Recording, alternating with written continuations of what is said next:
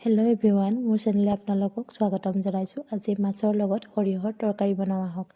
মাছখিনি মই half fry কৰি লৈছোঁ আৰু এতিয়া গোটা সৰিয়হ, নহৰু, আদা আৰু জলকীয়া এটা সুন্দৰ পেষ্ট বনাই লৈছোঁ।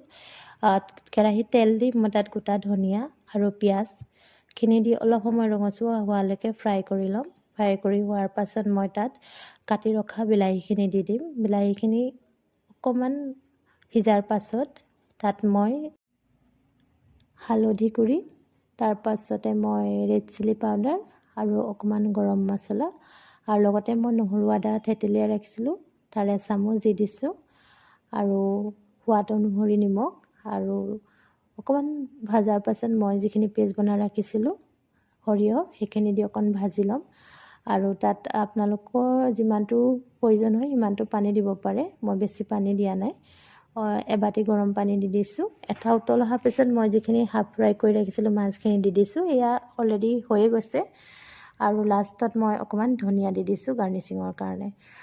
আৰু আপোনালোকে যদি মোৰ ভিডিঅ'টো চাই ভাল পালে লাইক, কমেণ্ট, শ্বেয়াৰ কৰি দিব আৰু ভিডিঅ'টো শেষলৈ চোৱাৰ বাবে ধন্যবাদ। আৰু কেনেকুৱা পালে ভিডিঅ'টো চাই এটা কমেণ্ট কৰিব। ধন্যবাদ।